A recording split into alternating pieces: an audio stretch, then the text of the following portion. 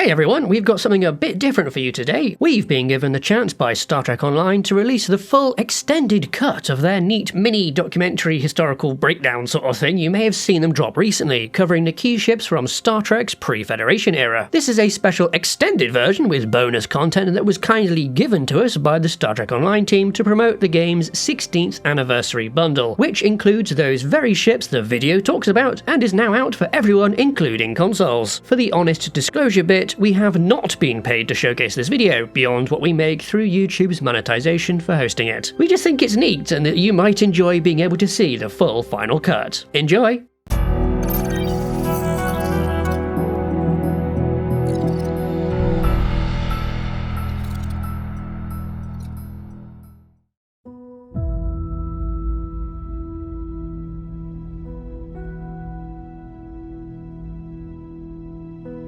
In 2063, Zefram Cochrane broke the light-speed barrier, ushering in a new era of human history.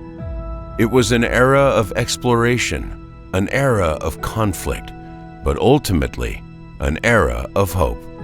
As we celebrate over 250 years of the United Federation of Planets, the 8th and Prime Fleet Museum is proud to welcome 4 new starships to our Birth of the Federation exhibition. These 22nd century starships conquered the frontier, defended Earth, and established a new interstellar nation. They are the Vulcan Surak class science destroyer, the human NP class escort, the Andorian Kumari class battlecruiser, and the human NV class multi-mission cruiser. Join us as we examine the legacy of each of these incredible machines and the part they played in the earliest days of Federation history.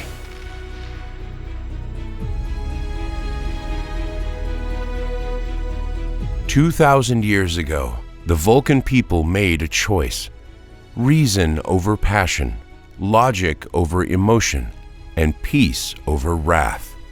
But there were dissenters, those who marched under the Raptor's wings, left Vulcan to find a world of their own. Now we know these exiles as Romulans. In the millennia following their exile, they established a new empire where ambition and intrigue were the guiding stars. By 2151, both the Romulans and Vulcans were interstellar nations with powerful fleets and murky agendas. The centuries since the exile had changed both peoples. The Romulans had grown more suspicious while embracing their passions. The Vulcans' path of logic and peace had revitalized their culture, but also isolated them from many of the civilizations they encountered. At the height of its power, the Vulcan High Command operated dozens of starships across several sectors. These ships were capable, long-range vessels with fast engines, unmatched sensors, and powerful weapons. In 2151, the Surak-class science destroyer was the preeminent example of a Vulcan ship of the line.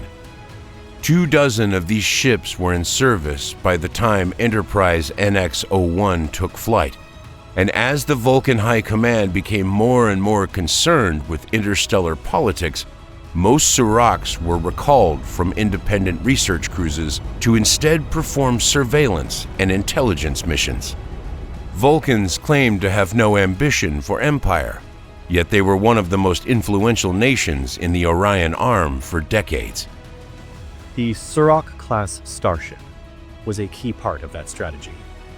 They performed what humans might call gunboat diplomacy, showing a Vulcan presence at various ports around the region, while also tracking Andorian, Nausicaan, and Klingon fleet movements with their advanced long-range sensors. A few Surak-class ships were assigned to Sol and the surrounding sectors. They carefully tracked humanity's technological and societal progress. They also built covert installations to observe both the Andorians and the Tellarites. Formidable and versatile, Surak-class starships could adjust their power systems to improve their weapons output or increase their sensor capabilities. They were the ideal platform for intelligence gathering.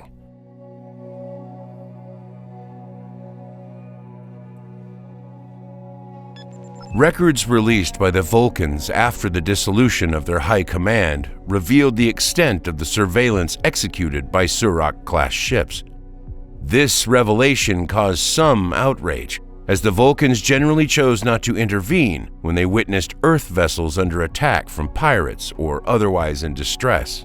The Vulcan fleet tasked with observing humans could have easily deterred piracy against early Earth shipping, but the consensus from the Vulcan High Command at the time was to, as humans say, play their cards close to their chest. The more humans understood the capabilities of Vulcan starships, the more likely they were to demand the Vulcans share their technological secrets. This was unacceptable to the High Command. When it came to the security of its freighters and colonies, Earth was on its own.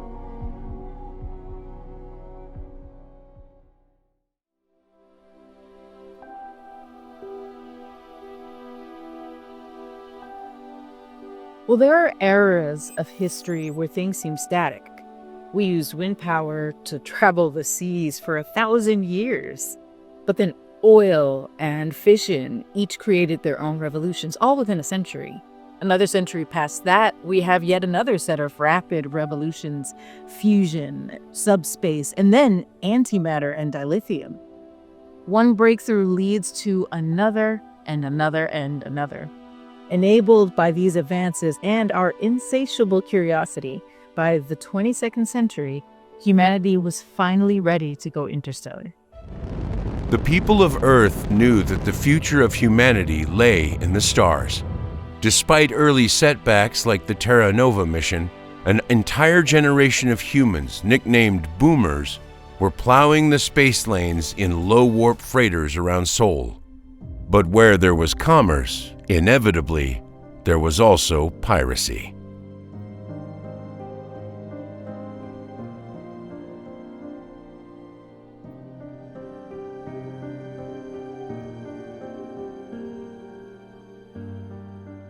After repeated attacks on human shipping by opportunistic pirates and with minimal assistance from Vulcan High Command, the United Earth government had to act. The hope was to wait until Henry Archer's Warp 5 engine came online before investing in a large fleet of interstellar starships. Commissioning a fleet of ships everyone knew would soon be obsolete seemed like a waste of precious resources. But as time dragged on and pirate attacks increased, the Earth Cargo Service became desperate for protection. It was now clear that despite a growing presence in the interstellar economy, Earth would not be taken seriously without armed ships of its own. On October 17, 2123, the UE General Assembly passed the Ganges Resolution. This legislation funded the construction of 6 starships utilizing hulls from mothballed cargo ferries. These new ships would be designated NP-class escorts.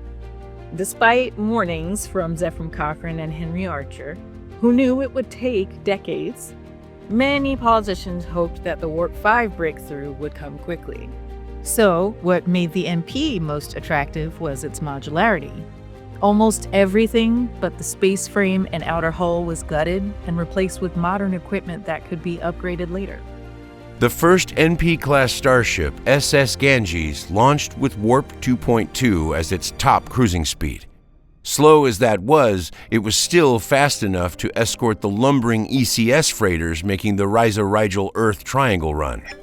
6 NP-class starships were launched between 2125 and 2129. As Sol's orbital infrastructure matured, starship production accelerated. By the launch of NX-01 Enterprise in 2151, there were 19 NP-class escorts in service. Now, by all metrics, the NP couldn't compete with anything that the Vulcans had. In some ways, they were the perfect metaphor for Earth itself. Battered and primitive, but also resolute and versatile. Despite their shortcomings, the NP-class escorts fulfilled their mission. Piracy against ECS ships declined drastically after the Ganges and sister ship Mekong both successfully repelled Nausicaan raiders on the RRE line. When talking about early Starfleet and the NP, NV, and NX classes, you focus a lot on the progression of technology from one ship to the next. But there's a more important story here. Without interstellar starships, you can't have an interstellar nation. But without seasoned crews, you can't use your starships. Whatever else they couldn't do, the NP class gave Starfleet something it needed more than anything: experience. Thanks to the NP-class starships and their interstellar deployments, Starfleet had a small but growing cadre of professional spacefarers. This budding group was the seed that eventually grew into a true interstellar officer corps, sprouting such legends as Bryce Shumar, Erica Hernandez, and of course, Jonathan Archer.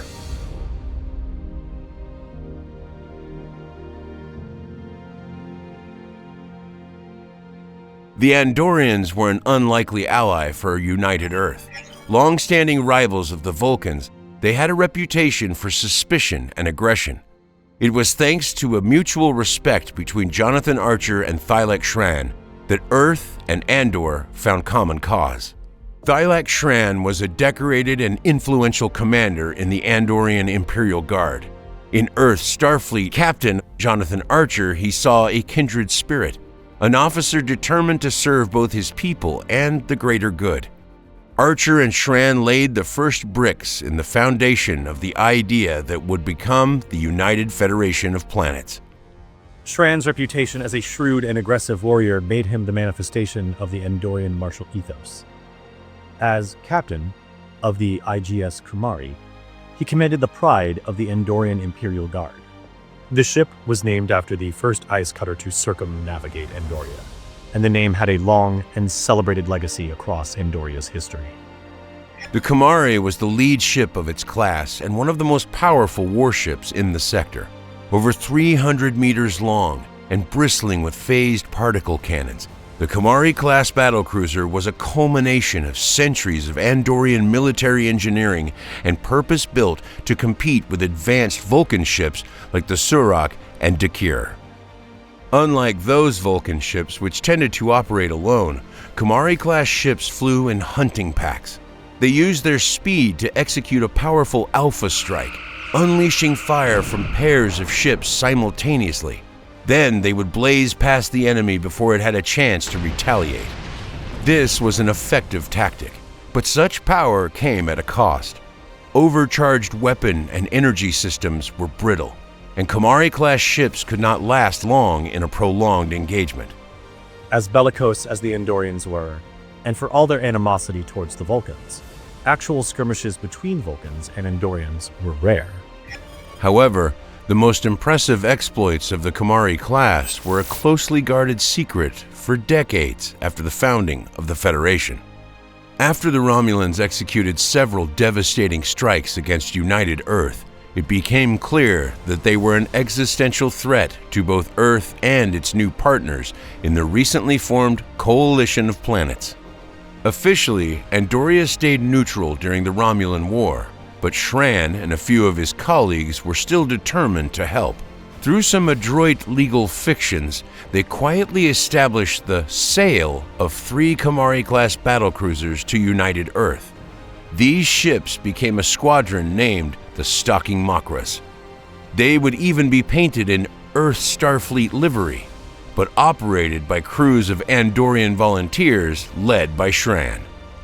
The Stalking Makras performed several critical hit-and-run attacks on Romulan patrols between Earth and Romulus, opening the door for Earth's small fleet of Warp 5 ships to conduct decisive offensive operations crucial to the outcome of the war. But the strategic reach afforded by the NX-class ships would have been useless without logistical support from rear-echelon ships like the NV multi-mission cruiser.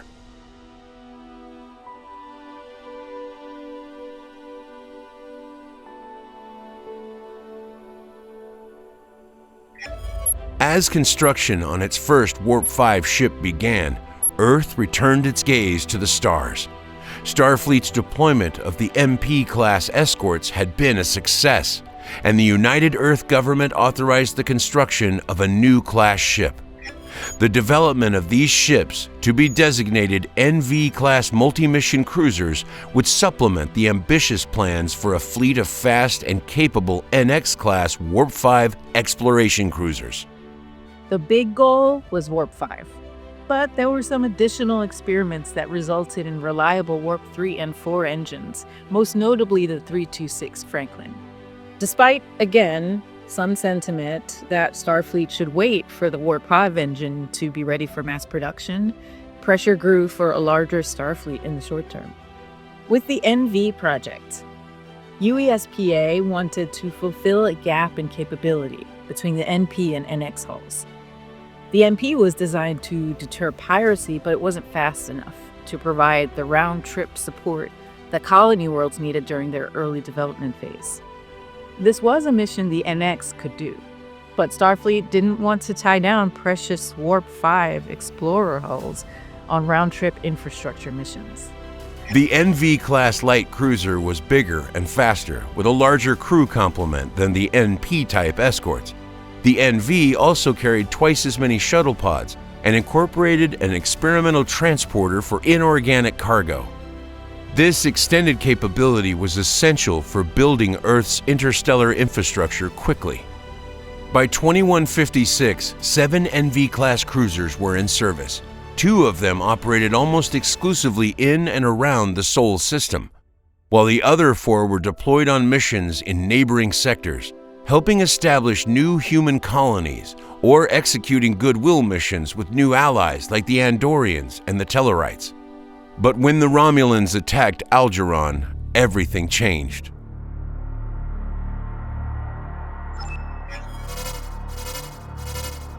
Starfleet Command had to do something it had never done before: prosecute an interstellar war, all without the help of its coalition allies. The Romulan strike began with the New Earth starbase on Alderaan, but it didn't stop there. Imperial warbirds also destroyed several subspace relays, 3 ECS freighters, and 2 antimatter fueling depots. They conducted these attacks simultaneously in a multi-pronged assault. Overnight, Starfleet had to go from building out Earth's interstellar presence to simply defending what little was left. NX-class ships were recalled from their long-range survey missions to regroup at Earth and stage a counter-offensive. NP-class escorts, many in the process of decommissioning, were hastily refitted and redeployed. For their part, the NV-class starships served as crucial defensive units for human assets, freeing up the larger and faster NX-class survey cruisers for strategic response and offensive operations. NV-class starships, such as the NV-01 Intrepid, played a crucial role in supplying and defending Earth colonies. By maintaining Earth's logistical reach, the Intrepid and its sister ships gave Earth the strategic flexibility required to go on the offensive. Over the course of the war's 4 years, all of the Earth's small Starfleet vessels would see action. NV and NP ships all engaged Romulan birds of prey to mixed results. But it was Starfleet's attack on Charon, led by Jonathan Archer and the Enterprise, that finally won the war.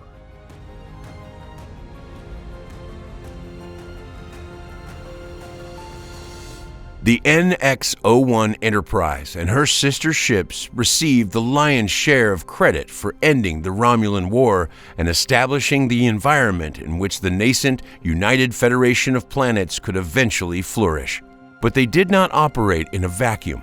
For every Warp 5 ship pushing the boundaries of known space, several NV and NP hulls supported essential trade and communication infrastructure. For the Andorians and Vulcans, their societies drastically shifted during the tumultuous 22nd century. Their starships were their nation's eyes and ears at the center of these events. Ships like the Surak and Kumari were both instruments of power, but also instruments of change. All 4 of these ships, the Vulcan Surak-class science destroyer, the Starfleet MP-class escort, the Andorian Kumari-class battlecruiser, and the Starfleet NV-class multi-mission cruiser, are the crucibles through which early common bonds of kinship were forged.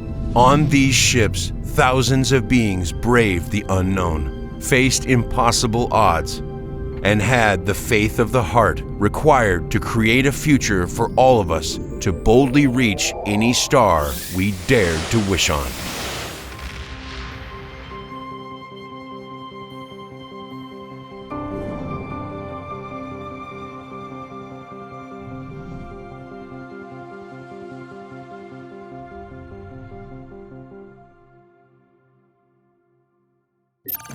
You can support Spacedock by joining our Patreon, where you can get our frigate, fighter and carrier design reference books, as well as 1 week early access to upcoming videos. Thanks to our supporters, and thank you for watching.